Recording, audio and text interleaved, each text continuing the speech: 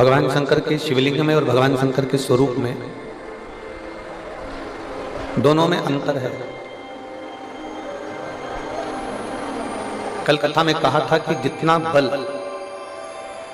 भगवान शंकर के स्वरूप में है उससे 1000 गुना ज्यादा बल भगवान शंकर के शिवलिंग में है।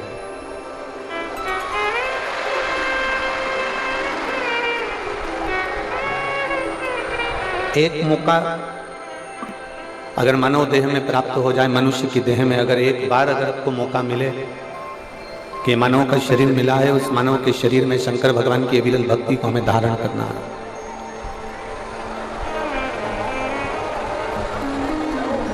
तो ये प्रयास करिएगा किस मानव के शरीर से भगवान शंकर के शिवलिंग की आराधना हो।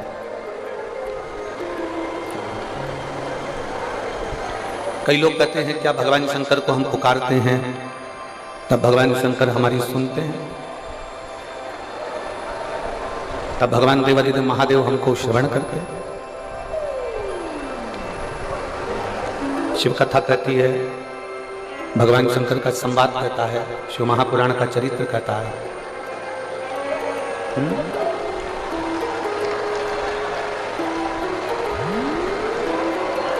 ना इधर आवाज नहीं आ रही होगी।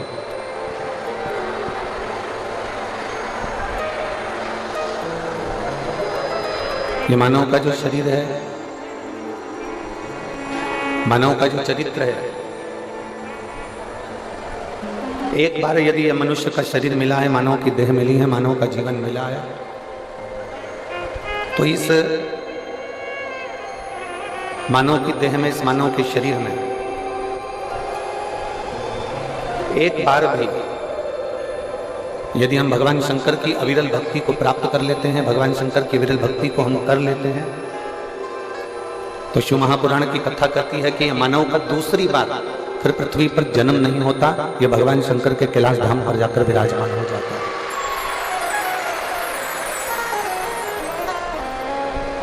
बार बार जन्म, बार बार मृत्यु के इस प्रपंच से वो छूट जाता है। जगत गुरु शंकराचार्य जी ने भी अपनी वाणी में कहा है कि पुनरपि जननम पुनरपि मरणम के प्रपंच से छूटने के लिए शिव की भक्ति करना जरूरी है।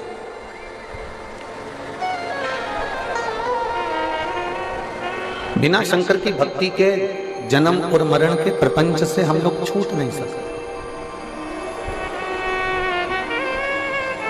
और मेरी जीजियों,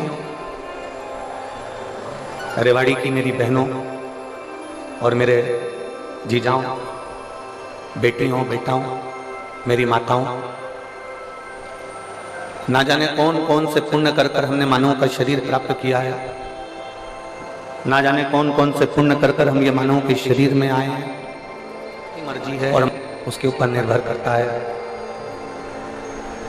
कि वो आपको क्या देकर भेजेगा, कितना देकर भेजेगा और क्या प्रदान कर कर भेजेगा, ये उसके ऊपर निर्भर करता है।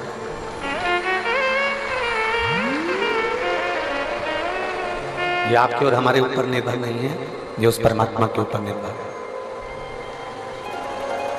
और तेरी कृपा बिना न हिले एक भी अणु, लेते हैं श्वास तेरी कृपा से तनु तनु।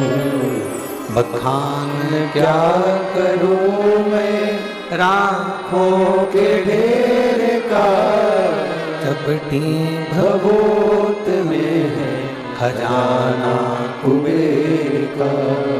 है अंगहार मोती द्वार ओमकार तू, बोले ओमकार तू। आर्यो शक्ति नारी शंभु तार तू। ये उसकी मर्जी है, उसका मन है, उसके ऊपर निर्भर है कि वो हमको क्या देकर भेजे, क्या प्रदान कर कर भेजे। हमारा काम है केवल भगवान को पुकारना। एक व्यक्ति कुएं के अंदर गिर गया। अब आसपास की जो दीवारें बड़ी चिकनी हो चुकी क्योंकि उसमें कई लगे। आसपास की दीवार पूरी चिकनी हो चुकी है क्योंकि इसमें काई लगी। अब वो निकलने का प्रयास करता है परंतु वो दीवार इतनी चिकनी थी कि वो बार बार नीचे गिर जाता। फिर थोड़ा सा ऊपर चढ़ने का प्रयास करता है, फिर नीचे गिर जाता। अब निकल नहीं पा रहा। बहुत प्रयास किया उसने, इतना प्रयास करा तो भी वो निकल नहीं। अब समझदारी क्या उसमें समझदारी ये होना चाहिए कि जब वो काई से घिरी हुई दीवार को पकड़कर निकल नहीं पा रहा है, पानी की चिकनाहट के कारण निकल नहीं पा रहा है, तब उस व्यक्ति ने एक समझदारी करी कि चिल्लाना प्रारंभ कर, पुकारना प्रारंभ कर। और जब चिल्लाना प्रारंभ करा, पुकारना प्रारंभ करा, आवाज लगाना प्रारंभ करा, क्यों? क्योंकि उसको ये भान हो गया कि मैं निकल नहीं पा रहा हूं। अगर मैं पुकारूंगा, आवाज लगाऊंगा, चिल्लाऊंगा तो किसी के कानों में शब्द जाएगा, और शब्द गया तो कोई मुझे रस्सी फेंक कर निकाल देगा।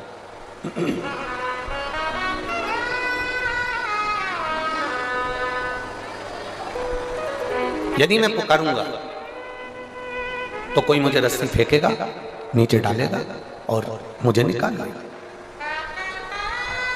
अब उसने जम जम कर चिल्लाना प्रारंभ करा, पुकारना प्रारंभ करा, आवाज लगाना प्रारंभ करा। और जब बहुत तेज उसने आवाज लगाई, बहुत तेज पुकारा, बहुत उसने आवाज लगाई, तब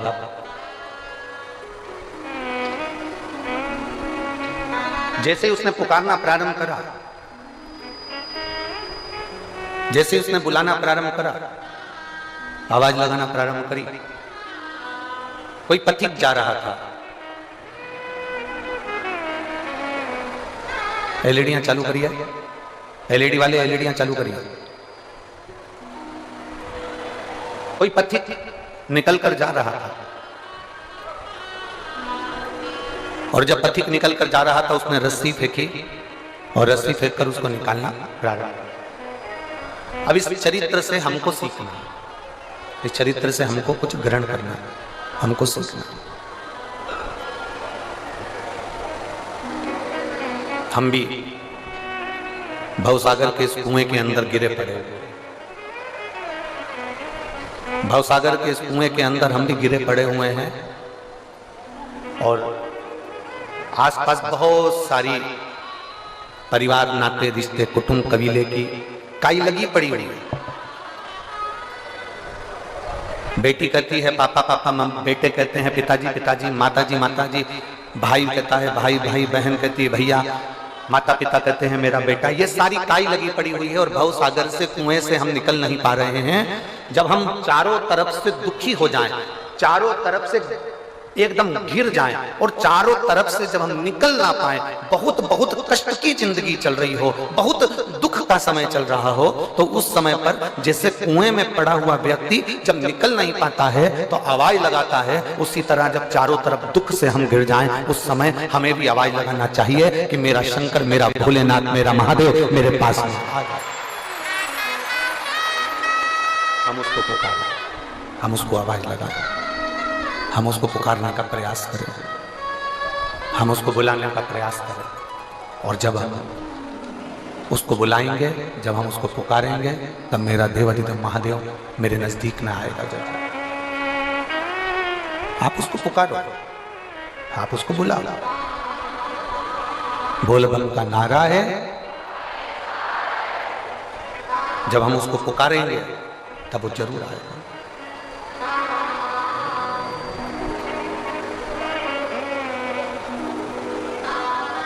उसको पुकारने के लिए आपको कोई दिखावे की जरूरत नहीं है। शिव महापुराण की कथा कहती है उसको पुकारने के लिए केवल तुमको एक निर्मल मन, निर्मल सोच, निर्मल बुद्धि, निर्मल चित्त चाहिए। वो तुम्हारे सम्मुख में होगा।